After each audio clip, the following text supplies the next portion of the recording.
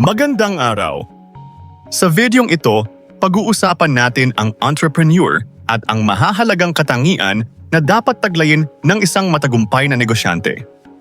Ngunit bago ang lahat, simulan muna natin ang ating aralin sa tanong na, ano ang entrepreneur? Ang entrepreneur ang tinatawag na pinuno ng isang negosyo. Siya ang nagpapatakbo ng negosyo. Tinagurian din siyang utak o kapitan ng negosyo. Sa madaling salita, siya ang namamahala sa pagpapatakbo nito. Siya rin ang may hawak ng mga desisyon at kapital para sa paglago ng negosyo. Ang natatanggap ng entrepreneur bilang kapalit ng kaniyang trabaho bilang ulo ng negosyo ay tinatawag na tubo. Ngayon na alam na natin kung ano ang entrepreneur, pag-usapan naman natin ang mga katangiang dapat taglayin ng isang matagumpay na entrepreneur. Una, nakatuon ang pag-iisip sa layunin. Ang isang entrepreneur ay laging nakatuon sa kaniyang layunin. Abala siya sa mga bagay at aktibidad na sa tingin niya ay makatutulong sa paglago ng negosyo. Ang kaniyang oras ay nakalaan lamang sa mahahalagang bagay tulad ng pamilya, kalusugan at negosyo. Mapili ang mga entrepreneur sa paggamit ng kanilang oras. Naniniwala sila na mas mahalaga ang oras kaysa pera. Dahil may layunin silang mapalago ang negosyo, nakatuon ang kanilang panahon at lakas sa pagpapatakbo nito. Kaya nga isa sa mga kilalang motto ng mga negosyante ay, "Time is gold." Ikalawa, marunong makisimpatya at may malasakit sa iba. Ang pagkakaroon ng simpatya at malasakit sa iba ay nagbibigay ng oportunidad sa mga entrepreneur upang malaman kung paano sila maaaring makapagbigay ng serbisyo o makatulong sa pangangailangan ng marami. Madalas, mula sa mga ganitong pagkakataon, nabubuo ang mga bago at malikhaing produkto o serbisyo. Karamihan sa mga umuunlad na negosyante ay nagbibigay ng donasyon o nagtatatag ng foundation bilang pagbabalik sa tagumpay na kanilang natatamasa. Ibig sabihin, hindi lamang kita ang mahalaga sa isang mabuting entrepreneur. Mahalaga rin ang pagtulong at pagbibigay ng kapaki-pakinabang na serbisyo sa iba. Ikatlo, takot na hindi umaksyon at harapin ang problema.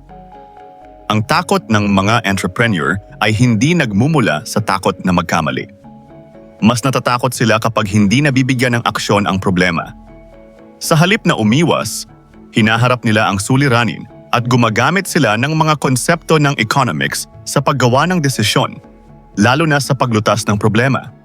Para sa kanila, mas mainam na pagdaanan ang isang pagkakamali kaysa hayaan lamang ang problema at umasa sa magandang kahihinatnan. Dahil alam nila na maraming aral ang maaaring makuha mula sa maling karanasan. Ikaapat, malakas ang loob sumubok ng bago o kakaiba. Ang mga entrepreneur ay may lakas at tibay ng loob na sumubok ng bago o kakaibang negosyo.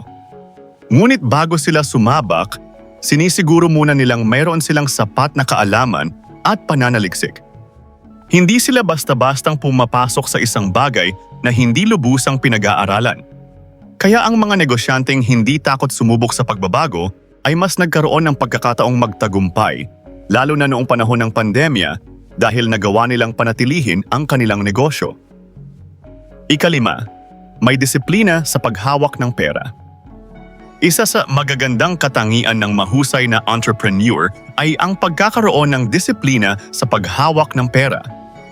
Mahigpit sila sa paglabas ng pera at sinisiguro nilang ang mga gastusin sa negosyo ay talagang kinakailangan at makatwiran.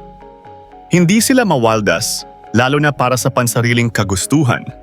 Sa halip, inilalaan nila ang kita sa pagpapalago ng negosyo, lalo na sa unang yugto nito. Dahil dito, mas nagkakaroon ng matibay na pundasyon ang kanilang negosyo. Ika-6, hindi iniaasa ang tagumpay ng negosyo sa iba. May kasabihan na kung may isang taong pinakagustong magtagumpay ang iyong negosyo, iyon ay walang iba kundi ikaw. Ibig sabihin, bilang entrepreneur, hindi mo dapat basta-basta ipaubaya sa iba ang mahahalagang pagpapasya, lalo na kung ito ay may kinalaman sa pagpapalago ng negosyo. Mahalaga ang tulong ng ibang tao, pero ang pangunahing pananagutan sa direksyon ng negosyo ay nasa kamay pa rin ng entrepreneur. Ika-7, marunong tanggapin ang kahinaan at magtiwala sa iba.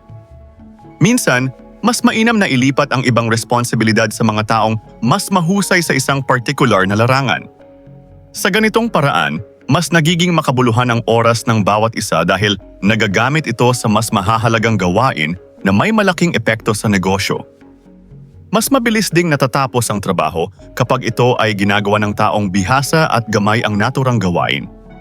Karaniwan, ang mga gawaing inililipat sa iba ay mga maliliit na bagay na kumakain ng oras ng entrepreneur. Kaya mahalagang marunong siyang magtiwala sa iba, lalo na kung makatutulong ito sa mas maayos na pagpapatakbo ng negosyo.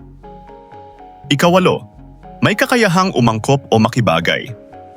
Sa kabi-kabilang pangyayari sa paligid, tulad ng nakaraang pandemya, ang mga taong may kakayahang umangkop sa pagbabago ay lamang ng ilang hakbang kaysa sa karamihan. Para sa isang entrepreneur, mahalagang marunong makibagay sa sitwasyon. Kapag may balakid, hindi siya agad pinanghihinaan ng loob. Sa halip, naghahanap siya ng paraan upang magpatuloy at makasabay sa pagbabago. Isang magandang halimbawa nito ang paggamit ng social media tulad ng Facebook bilang paraan upang maipakilala, maibenta o mapalago ang isang negosyo. Dito natin makikita na ang pagbabago ay hindi lamang hamon, kundi maaari ring maging oportunidad.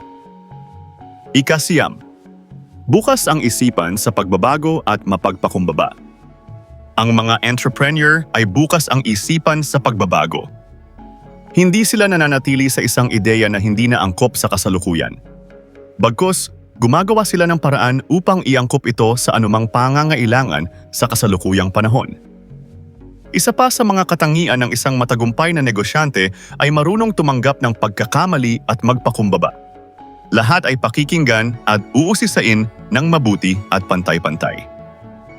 Ika-10, may matinding motibasyon sa sarili. Ang mga matagumpay na negosyante ay may matinding motibasyon sa sarili. Sila ay nagpupumilit na gawin at tapusin ang isang bagay. Ang pagnanais nilang maging matagumpay ay hindi nagmumula sa ibang tao, kundi sa kanilang sariling hangarin. Patuloy silang babangon hanggang makamit nila ang kanilang layunin. Magkaroon man ng mga balakid sa daan, hindi ito magiging dahilan upang sila ay tumigil sa pag-abot ng kanilang pangarap. Ika-11, hindi natitinag sa mga paninira. Hindi nagpapatinag ang mga entrepreneur sa mga paninira ng mga tao sa paligid nila. Ngunit hindi ibig sabihin nito ay hindi sila marunong makinig sa mga pamumuna. Pinakikinggan nila ang mahahalagang opinyon tungkol sa kanila, ngunit binabalewala nila ang mga bumabatikos ng walang saysay.